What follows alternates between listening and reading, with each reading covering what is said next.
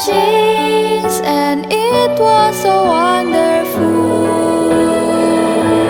My life changed, there is no more anxious in me. I will enjoy my whole life, all because of the spirit of Christmas.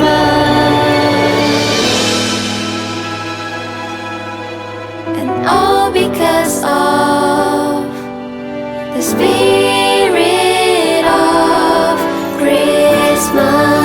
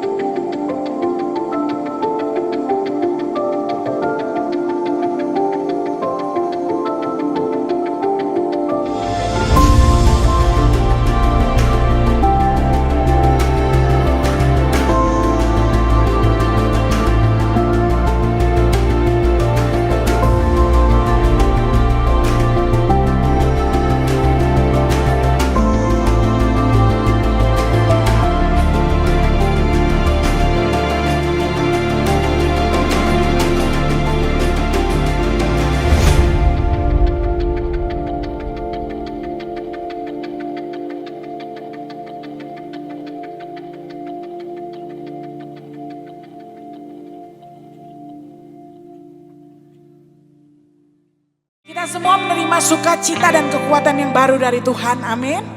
Yang menerima boleh kasih sekali lagi tepuk tangan paling meriah buat Yesus. Haleluya. Kami percaya Tuhan, Engkau hadir tempat ini. Walau ku harus berjalan dalam lembah kekelaman, perlindungan-Mu, oh Tuhan, nyatalah bagi hidupku. Tiada pernah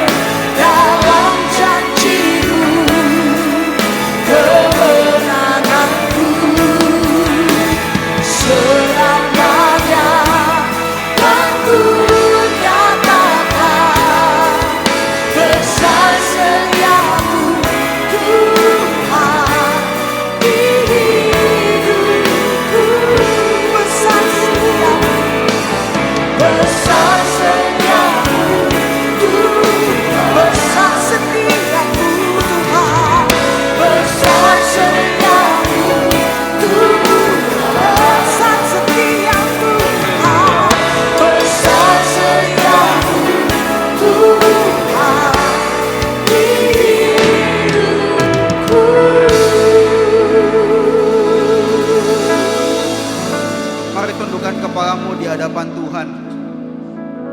Ambil waktu sejenak 1-2 menit berdoa masing-masing. Supaya ketika engkau datang di tempat ini, engkau mempersiapkan hati yang terbaik. Karena hati ini yang kami bawa kepada Tuhan.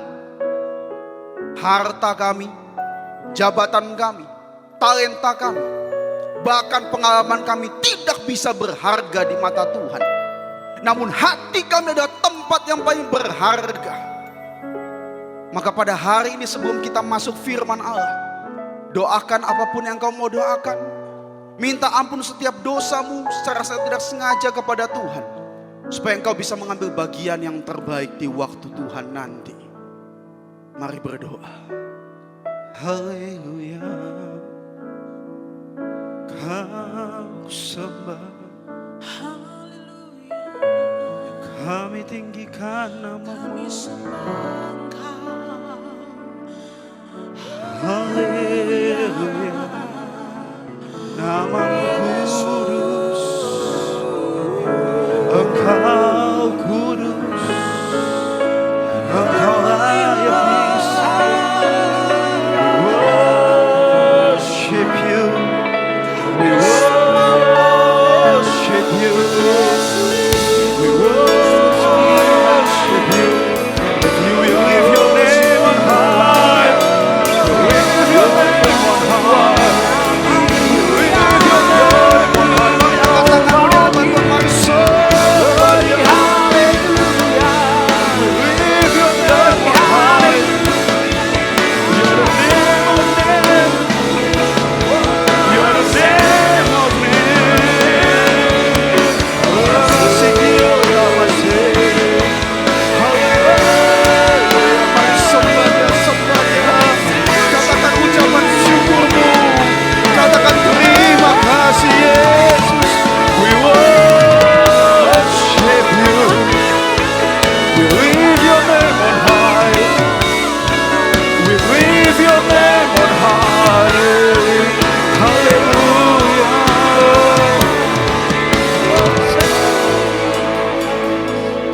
Kami datang pada hari ini Tuhan, karena setiap kami adalah manusia yang terbatas. Dan kami tahu ada kekuatan yang lebih besar daripada yang kami miliki hari ini. Karena Engkau Tuhan yang maha besar. Biarkan kekuatan itu bisa masuk dalam setiap ranah kehidupan kami. Sehingga setiap langkah kami, langkah pikiran kami, langkah hati dan langkah tangan kami, semua bisa menjadi mujizat yang memuliakan Tuhan.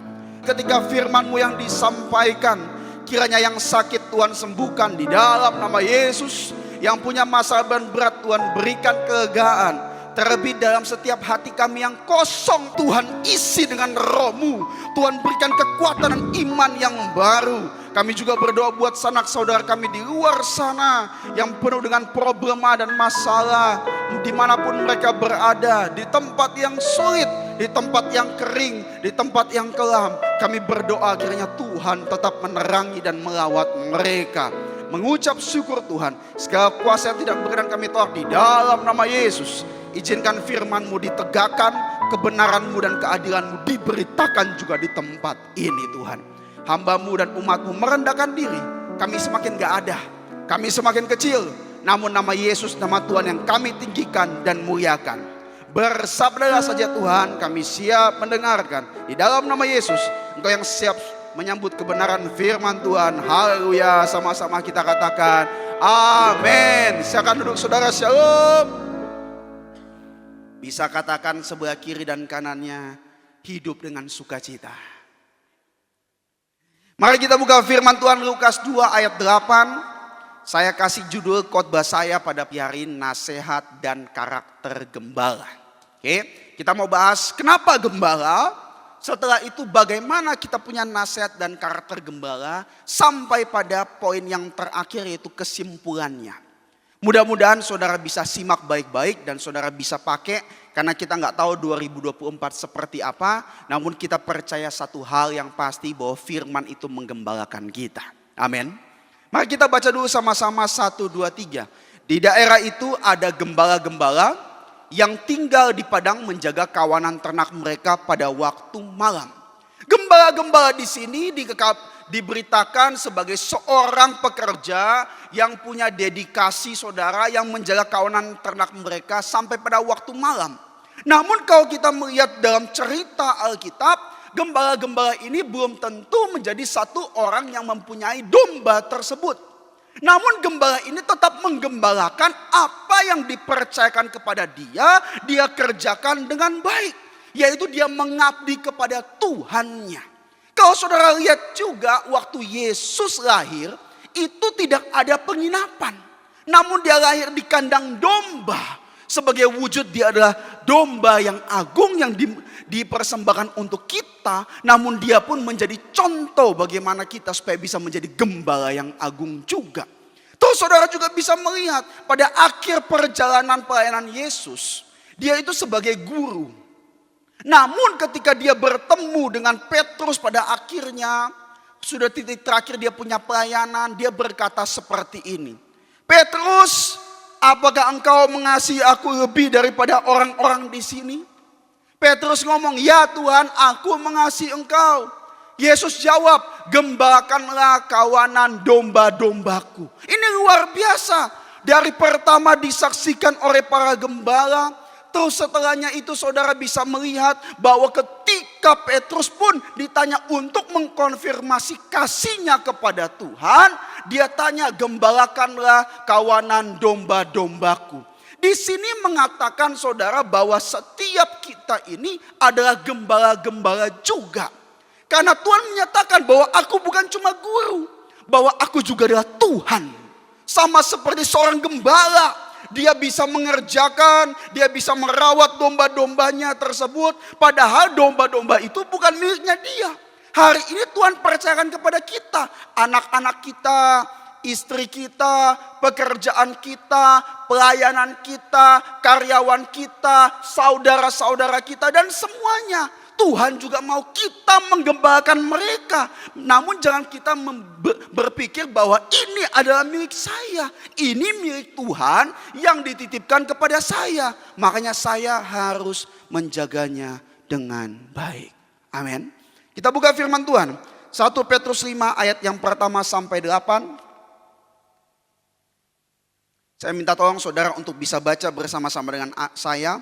Perikop 1 Petrus 5 ayat pertama sampai 8. Ya, bahwa ketika Petrus juga menuliskan surat, yaitu berbicara gembalakanlah kawanan domba Allah. Spesifik. Wah, ini luar biasa. Kita akan bahas ayat ini dari 1 sampai 8. Sebelum kita bahas, saya minta saudara bisa baca bersama-sama dengan saya. Waktu saudara baca, minta tolong jangan cuma sekedar baca lihat saja, pikiran saudara melayang percuma. Namun ketika saudara baca, saudara pun berusaha memahami, meresapi, merenungkan. Karena firman itu memiliki kuasa. Ketika firman diperkatakan, Taurat itu dikatakan sama Daud, itu terjadi nasib baik saudara. Bayangkan belum dilakukan loh, baru diperkatakan. Kalau dilakukan ya gak usah ditanya, kemalangan diluputkan. Namun bicara berarti ada sesuatu itu diciptakan lewat kita memperkatakan firman. Karena firman itu adalah kekuatan Allah juga. Kita baca sama-sama ya. Saudara bisa simak per ayat supaya nanti ketika saya bahas dari ayat pertama sampai ke 8 saya usahakan bisa selesai ya. Saudara bisa dapat sesuatu, namun saya minta tolong kita kerja sama-sama ini saudara. Sama 30 menit ke depan. Ya, kita baca dulu sama-sama. Inilah bunyi firman Tuhan dari 1 Petrus 5 ayat yang pertama dengan judul perikop gembalakanlah kawanan domba Allah. Ayat pertama kita baca sama-sama. 1, 2, 3. Aku para penatua di antara kamu. Aku sebagai teman penatua dan saksi penderitaan Kristus yang juga akan mendapat bagian dalam kemuliaan yang akan dinyatakan kelak. Ayat 2. Gembalakanlah kawanan domba Allah yang ada padamu. Jangan dengan paksa tetapi dengan sukarela. Sesuai dengan kehendak Allah. Dan jangan karena mau mencari keuntungan tetapi dengan pengabdian diri. Ayat yang ketiga. Janganlah kamu berbuat seolah-olah kamu mau memerintah atas mereka yang dipercayakan kepadamu. Tetapi hendaklah kamu menjadi teladan bagi kawanan domba itu. Ayat 4. Maka kamu apabila gembala agung datang, kamu akan menerima mahkota kemuliaan yang tidak dapat layu.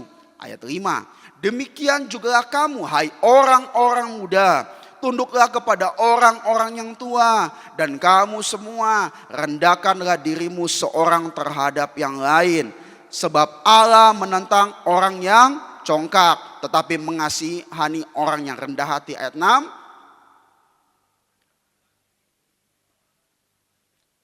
Supaya kamu ditinggikannya pada waktunya. Ayat 7.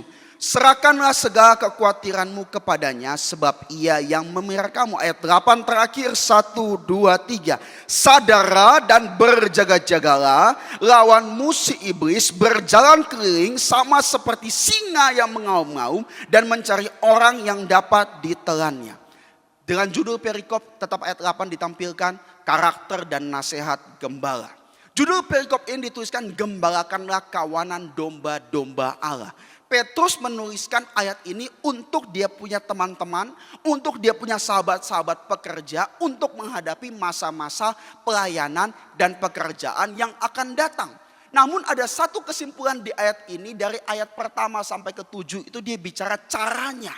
Dari kita apa yang harus kita lakukan. Namun ayat 8 itu dia mengingatkan kita dengan satu kesimpulan dari ayat 1 sampai 7 akan kita bahas nanti. Sadarlah dan berjaga-jagalah. Contohnya apa? Seorang gembala dia harus menjaga kawanan dombanya walaupun bukan miliknya. Walaupun bukan dia yang beli domba tersebut, namun dia harus jaga.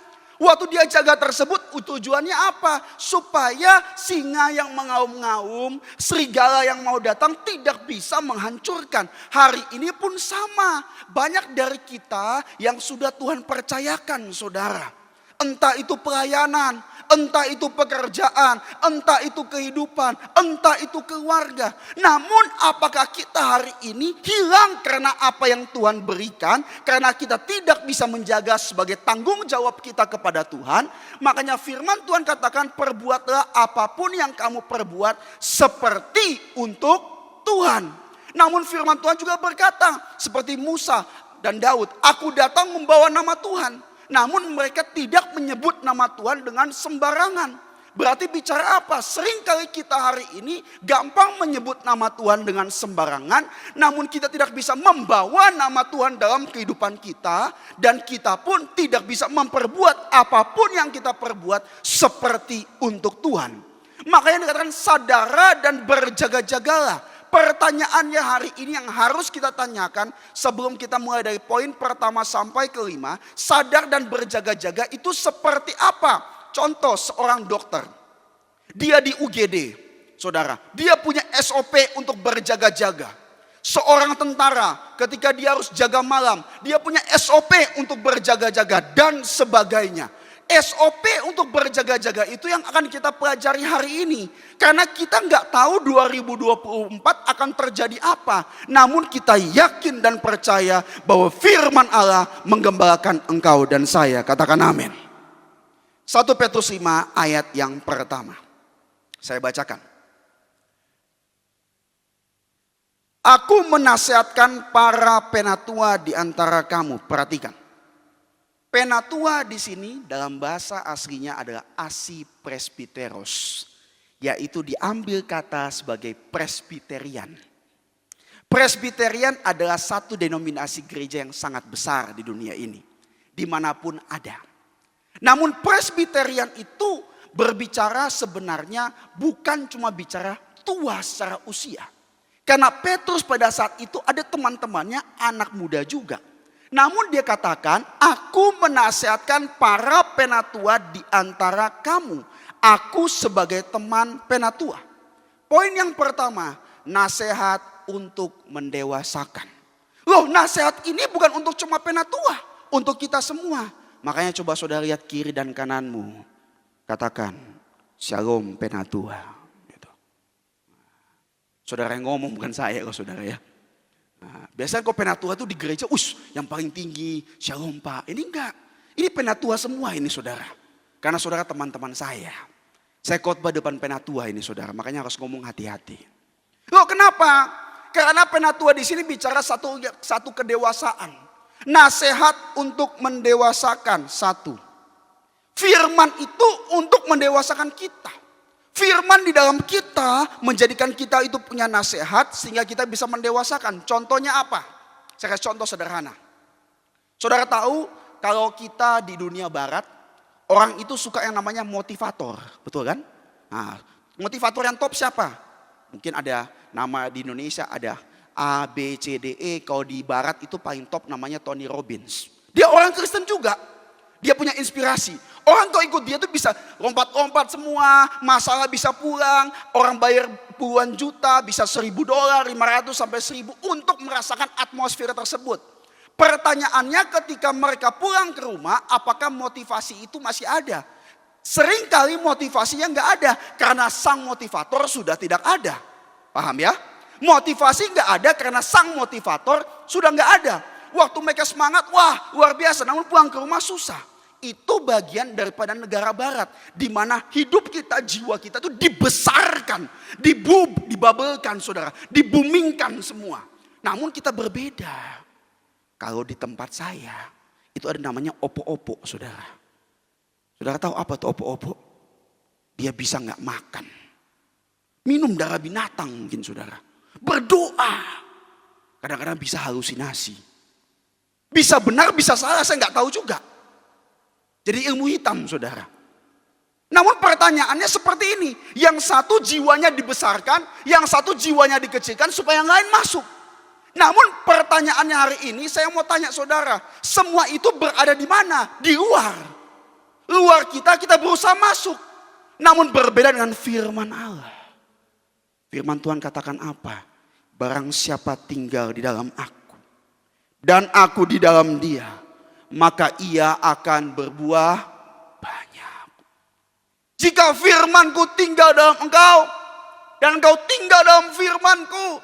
Mintalah apa saja maka kamu akan menerima. Ini berbeda. Dunia mengajarkan kita untuk memiliki kekuatan. Memiliki keyakinan. Supaya kita enggak takut. Itu dari luar masuk ke dalam. Namun berbeda dengan firman Allah dan kekristenan, itu berada dari dalam keluar. Dari dalam hatimu akan mengalir aliran-aliran air hidup. Kita orang dunia, kita mencari sesuatu untuk menguatkan kita. Namun ketika kita punya firman Allah berbeda. Bahwa kita hari ini bukan mencari kekuatan. Namun dari dalam kita itu bisa menguatkan orang lain. Saya kasih contoh sederhana lah. Satu negara yang maju, itu lebih suka ekspor atau import? Gak yakin nih saudara. Ekspor. Kenapa ekspor? Karena bahan mentah ditukar dengan uang. Saya kasih contoh. Khasnya Jakarta apa sih? Khasnya Betawi. Cireng mungkin ya. Sesuatu yang bisa diekspor lah. Soto takutnya basi nanti. Nah, coba cireng lah, cireng frozen ya. Saya bawa ke Singapura. Orang Singapura bilang, what is this? Nah kan? Orang Singapura bayar saya dengan apa? Dengan Srikaya? Atau dengan cireng lagi? Atau dengan dolar? Dolar kan? Saya dapat uang masuk ke negara saya. Betul kan? Kalau bicara uang matanya melotot semua saudara. Bicara firman tadi gak melotot saudara. Aduh susah kadang-kadang ini saudara. Saya bawa cireng ke sana, saya jual. Dia bayar saya dolar. Bahan baku saya keluar ke Singapura, saya dapat devisa ke sini. Paham ya? Berarti itu bicara sesuatu dari dalam keluar. Bukan dari luar ke dalam. Dari dalam keluar menjadikan dampak dan berbuah. Cuma satu-satunya pengajaran di seluruh dunia yang mengajarkan kita dari dalam untuk keluar. Bukan dari luar ke dalam. Saudara bisa cari. Motivator luar masuk ke dalam. Motivatornya yang habis. Namun firman bicara apa? Jika engkau tinggal di dalam. Luar biasa. Di dalam. Maka engkau akan berbuah banyak. Saya kasih contoh sederhana. Daniel 3 ayat 16. Kalau sesuatu di dalam kita. Itu pasti mengendalikan kita. Karena sesuatu itu di dalam. Bukan di luar. Kalau di luar itu berbahaya. Yang di luar ini terlalu banyak variabel dan mengendalikan kita. Kalau firman itu di dalam kita, berarti firman itu mengendalikan kita. Saya kasih contoh. Sadrak, Mesak, Abednego adalah orang yang percaya Tuhan dengan sungguh-sungguh. Ketika dibangun sistem oleh Nebukadnezar, sistem penyembahan, mereka itu nggak takut disuruh menyembah. Karena Raja Nebukadnezar takut kalau nggak ada patung yang besar didirikan, umatnya ini bisa menyembah Allah, orang Israel dan sebagainya, saudara. Namun hari ini Salomo pun Tuhan sudah menampakkan diri kedua kali. Namun saudara, Tuhan tidak tinggal di mana rumah yang dibangun Salomo. Karena Tuhan mau tinggal dalam hati kita. Di dalam. Amin. Terus saudara, kalau di dalam apa hasilnya? Lalu Sadrak, Mesak dan Abednego menjawab Raja Nebukadnezar yang menyuruh mereka menyembah. Ini yang luar biasa, disuruh sembah sistemnya. Namun mereka ngomong apa? Tidak ada gunanya kami memberi jawab kepada Tuanku dalam hal ini. Oh, gak perlu kami kasih jawaban, gak perlu kasih kami bantahan. Karena firman itu sudah menjawab dalam hati saya. Terus ayat selanjutnya ayat 17. Kita baca dulu sama-sama ayat 17. 1, 2, 3. Jika Allah kami yang kami puja sanggup melepaskan kami, maka ia akan melepaskan kami dari perapian yang menyala-nyala itu dan dari dalam tanganmu ya Raja. Ayat 18.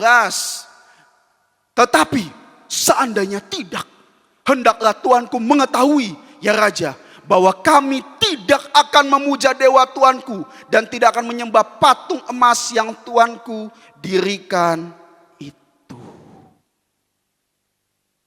Akhirnya mereka dimasukkan dalam perapian. Diikat. Namun ikatan terlepas. Dan mereka bisa berjalan-jalan di tengah-tengah perapian. Dan bukan cuma mereka bertiga. Ada satu orang sosok seperti anak dewa. Ini bicara apa? Ketika firman itu di dalam kita. Firman itu mengendalikan apa yang kita pikirkan. Firman itu mengendalikan apa yang kita katakan. Firman itu mengendalikan apa yang kita mau selesaikan, saudara. Ketika firman itu mengendalikan, ada masalah. Saya tidak terikat oleh masalah. Ada masalah, saya bisa berjalan di tengah-tengah masalah. Saya tidak berjalan sendiri, karena saya berjalan bersama Tuhan. Makanya hari ini, ketika firman Tuhan ada, itu adalah nasihat untuk mendewasakan kita. Yang kedua, 1 Petrus 5 ayat yang kedua. Saya undang pemain keyboard. 1 Petrus 5 ayat kedua. Saya bacakan. Gembalakanlah kawanan domba Allah yang ada padamu. Jangan dengan paksa, tetapi dengan sukarela sesuai dengan kehendak Allah. Dan jangan karena mau mencari keuntungan, tetapi dengan pengabdian diri. Yang pertama ya, nasihat untuk mendewasakan. Yang kedua, Tuhan mempercayakan kita sesuatu. Apapun itu. Ketika engkau mengerjakan sesuatu itu, ingat. Kerjakanlah dengan sukarela. Waktu engkau mengerjakan dengan sukarela, disitulah ada kehendak Allah. Engkau mengerjakan sesuatu tidak cari keuntungan, disitulah ada pengabdian Tuhan. Saya kasih contoh. Seseorang yang mencari keuntungan, terkadang nasib malang terus mendekat. Seseorang yang mengejar Tuhan, terkadang nasib malang diluputkan oleh Tuhan. Kenapa? Karena waktu kita tidak mengejar sesuatu untuk kehendak kita, tidak mengejar sesuatu untuk keinginan kita, tidak mengejar sesuatu untuk keuntungan kita, maka Tuhanlah yang akan memberikan keuntungan tersebut. Saudara tahu, ketika mau masuk ke tanah perjanjian, ada 12 pengintai kan? 12 pengintai. 10 pengintai dan 2 pengintai itu adalah Yosua dan Kaleb. 12 ini dari 12 suku. Waktu mereka masuk, pergi ke sana, bawa pulang kabar, mereka semua ketakutan. Wah, ada orang-orang besar di sana, kita akan dimakan. Namun berbeda dengan Yosua dan Kaleb. Kaleb itu kembali dan apa yang dikatakan Kaleb? Bilangan 13 ayat yang ke-30. Ini luar biasa loh. Ini kita belajar. Ketika kita mengerjakan sesuatu dengan sukarela, itu kehendak Allah. Gak cari keuntungan, itu pengabdian. Kita buka firman Tuhan. Bilangan 13 ayat yang ke-30.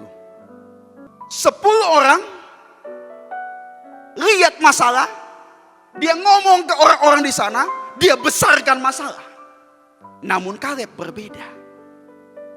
Kemudian Kaleb mencoba menenteramkan hati bangsa itu. Di hadapan Musa, katanya, tidak, kita akan maju dan menduduki negeri itu. Sebab kita pasti akan mengalahkannya. Hari ini kita jadi pribadi yang bagaimana? Kalau kita cari keuntungan, kita akan memperbesar masalah. Namun kalau kita cari kehendak Allah, kita sukarela, cari pengabdian diri, kita akan kembali membuat ketentraman. Saudara tahu, Tuhan itu Raja Damai. Damai itu di hatimu. Kekuatan itu dari dalam hatimu akan keluar memancarkan. Berarti engkau punya kekuatan untuk menenteramkan hati orang-orang di sekitarmu. Hentikan memprovokasi masalah. Besarkan iman. Bapak-bapak, kamu kerja capek. Namun jangan membesarkan masalah pekerjaanmu di dalam rumah dengan emosimu. Ibu-ibu, saya tahu engkau bisa pay attention dengan detail dan ketelitian. Namun jangan besarkan masalah. Kecilkan masalah, besarkan iman. Di gereja, saya tahu terkadang sulit. Saya juga merasa kesulitan. Saya masih muda, saya kerja. Di gereja saya gak dapat apa-apa, saudara. Namun saya memberi diri dengan sukarela. Pegang pengembalaan, ngatur orang-orang semua. Namun saya melihat ada satu hal. Kalau kita cari keuntungan, kemalangan datang. Namun kita nggak cari keuntungan, kita cari kehendak Allah. Tuhan meluputkan kita daripada kesulitan yang mungkin kita hadapi. Berarti hari ini bukan kita mengejar berkat. Namun kita jangan memprovokasi masalah depan kita. Namun kita besarkan iman. Ketika ada kesulitan, kecilkan masalah. Besarkan iman.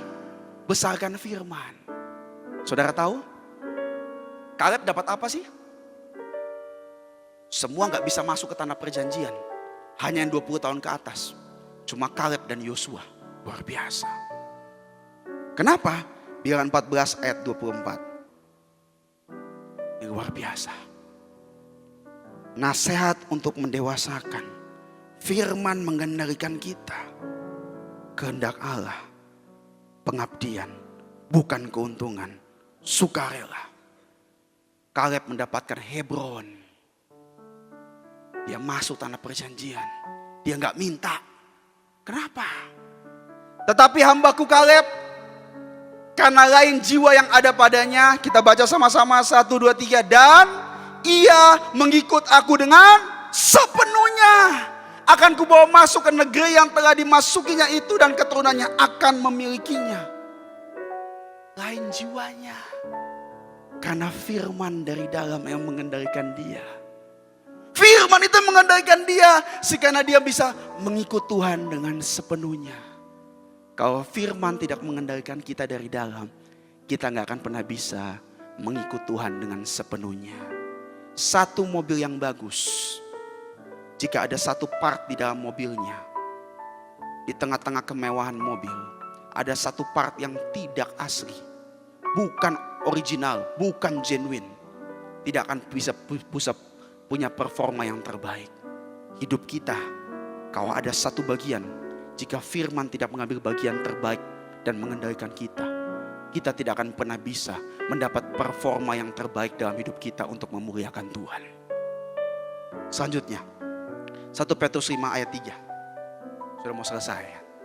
Janganlah kamu berbuat seolah-olah kamu mau memerintah atas mereka yang dipercayakan kepada kamu, tapi hendaklah kamu menjadi teladan bagi kawanan domba Allah. Luar biasa. Ayat 4. Maka kamu apabila gembala agung datang, kamu akan menerima mahkota kemuliaan yang tidak dapat layu.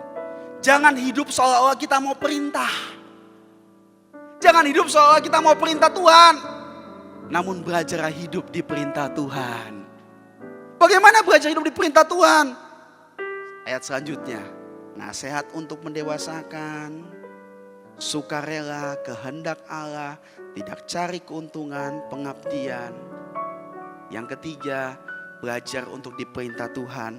Ayat yang kelima. Bagaimana supaya bisa diperintah Tuhan? Demikian juga kamu hai orang-orang muda, tunduklah kepada orang-orang yang tua. Dan kamu semua rendahkanlah dirimu seorang terhadap yang lain. Sebab Allah menentang orang yang congkak, tapi mengasihi orang yang rendah hati. Ayat 6. Karena itu rendahkanlah dirimu di bawah tangan Tuhan yang kuat, supaya kamu ditinggikannya pada waktunya. Bagaimana supaya kita bisa hidup belajar di perintah Tuhan? Jangan sombong. Jangan congkak. Karena semua ada waktunya. Amin. Satu dosa yang bisa lahir dari kebaikan, bukan lahir dari kejahatan. Saudara membunuh karena saudara membenci terlebih dulu. Saudara kepahitan karena saudara dendam terlebih dulu. Saudara sakit hati karena mungkin saudara iri terlebih dulu. Saudara selingkuh karena ada persinahan dari mata terlebih dulu. Semua rata-rata dosa itu dari kejahatan menimbulkan kejahatan. Betul kan? Dosa yang satu menimbulkan dosa yang lain. Cuma ada satu dosa yang bisa timbul di atas kebaikan. Saudara tahu apa itu? Dosa kesombongan. Ahli Taurat, kuasai firman baik gak? Namun sombong rohani. Lucifer, the fallen angel, seorang yang bisa mengangkat puji-pujian, semua orang bisa nangis. Bagus gak? Baik. Namun dia mau menyerupai Allah. Cuma ada satu dosa yang bisa muncul di tengah-tengah kebaikan. Orang diberkati baik gak? Namun kesombongan itu bisa muncul. Berarti hati-hati. Kita tidak akan pernah bisa hidup diperintah oleh Tuhan kalau kita hidup dalam kesombongan. Kesombongan bukan bicara dari hal yang jahat, namun dari hal yang baik sudah kamu miliki hari ini. Jika kamu tidak rendahkan diri dan rendah hati, kesombongan itu akan muncul. Yang terakhir, ayat 7. Puji Tuhan, selesai saudara. Serahkanlah segala kekhawatiranmu kepadanya, sebab ia yang memelihara kamu. Jangan sombong. Yang terakhir, serahkan kekhawatiran. Bahwa Tuhan yang pelihara. Serahkan kekhawatiran itu apa? Upaya kita merelakan apa yang bisa kita lakukan dan upaya kita untuk mengandalkan Tuhan. Itu menyerahkan. Apa yang kamu bisa, relakan. Apa yang kamu gak bisa, relakan juga ketakutannya. Upaya kita andalkan Tuhan. Karena firman Tuhan berkata, diberkatilah orang yang mengandalkan Tuhan. Saya undang PAW untuk maju ke depan. Lukas 2 ayat yang ke-20. Setelah para gembala-gembala itu mendengar daripada malaikat yang datang, jangan takut, engkau akan menemui seorang bayi dalam lampin. Mereka pergi. Setelah mereka pergi menyaksikan bahwa bayi itu ada, bersukacitalah mereka. Lalu mereka pergi. Dalam Lukas 2 ayat 20, dalam perikop cerita tentang gembala, apa yang terjadi? Kita baca sama-sama. 1, 2, 3. Maka kembalilah gembala-gembala itu sambil memuji dan memuliakan Allah. Karena segala sesuatu yang mereka dengar dan mereka lihat, semuanya sesuai dengan apa yang telah dikatakan mereka. Hari ini, jika kita bisa hidup punya nasihat dan karakter gembala, hidup kita akan pergi memuliakan Allah. The glory of Christmas. Hidup kita akan pergi meninggikan Allah. Karena apa yang kita dengar lewat firman, apa yang kita lihat di firman, kita akan alami itu dalam setiap hari kita. Karena firman itu di dalam, dan firman itu yang mengendalikan kita. Sehingga kita hidup kita diperintah oleh Tuhan. Nasib baik Tuhan tentukan, nasib buruk juga Tuhan yang bisa luputkan. Mari kita bangkit berdiri, ambil waktu sejenak kita berdoa. Tundukkan kepalamu. Kita renungkan firman Tuhan. Bahwa firman adalah nasihat untuk mendewasakan kita. Firman itu adalah kekuatan dalam setiap hidup kita. Jangan mencari apa yang di luar, namun mencari apa yang hari ini sudah dalam hidupmu. Firman itu harus hidup. Ketika firman itu mengendalikan kita, dalam keadaan baik, gak baik, saya tetap memegang Tuhan. Dan pada saat itu keterikatan kita akan terlepas. Dan kita bisa berjalan bersama-sama Tuhan, menikmati setiap badai yang ada. Maka Tuhan akan menghardik badai tersebut, karena engkau bersama Tuhan. Ketika hari ini engkau mendapatkan sesuatu tanggung jawab, ayo sukarela, kehendak Allah. Jangan cari keuntungan, cari pengabdian. Belajarlah hidup diperintah oleh Tuhan. Jangan memperbesar masalah, kecilkan masalah, perbesar iman. Jangan sombong, semua ada waktunya. Serahkanlah segala kekhawatiranmu kepada Tuhan, sebab Ia yang memelihara engkau. Upaya kita merelakan dan mengandalkan Tuhan, supaya kita bisa kembali memuji dan memuliakan Tuhan. Firman-Mu Tuhan pelita bagi setiap jalan kami Tuhan. Pelita terang jalanku, Amin. beri pengharapan dan kepastian. Yes. Mampukan melewati semua persoalan, sangat teruji dan beri kemenangan. Sekali lagi dengan hati kita, firman-Mu pelita. Firman-Mu pelita terang jalanku, Amin. beri pengharapan dan kepastian. Mampukan melewati semua persoalan, sangat teruji dan beri kemenangan. Firman-Mu Tuhan. Firman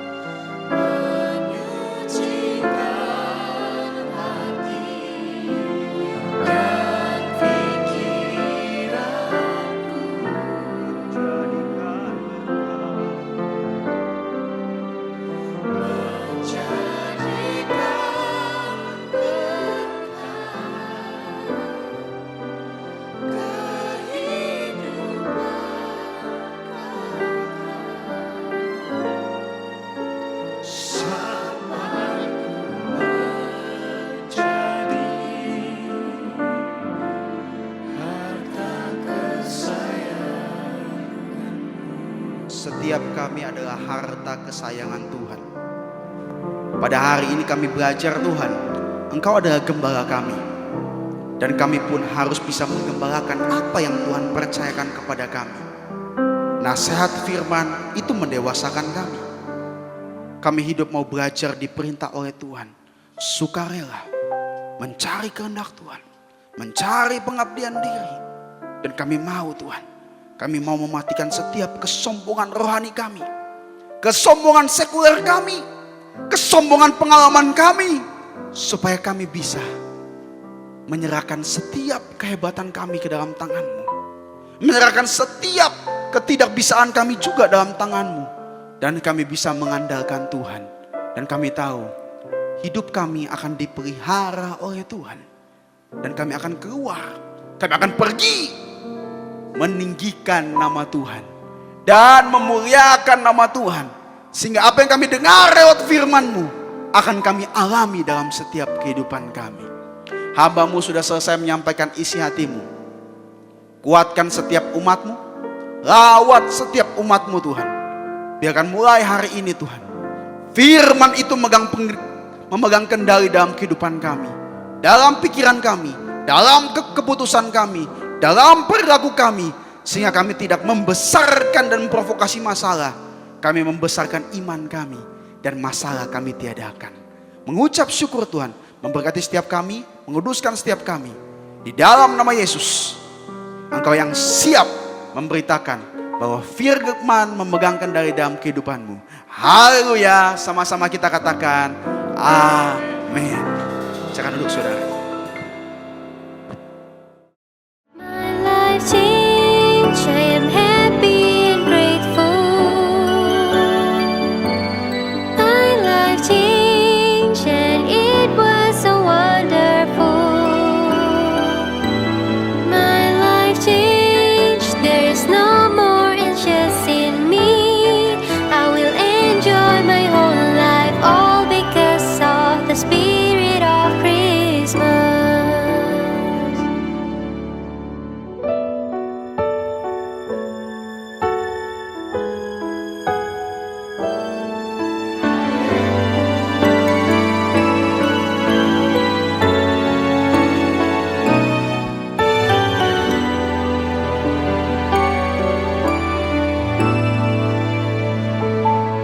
My life changed, I am happy and grateful.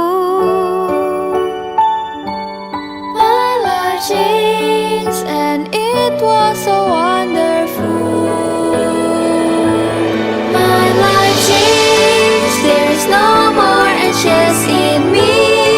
I will enjoy my whole life all because of the spirit of Christmas.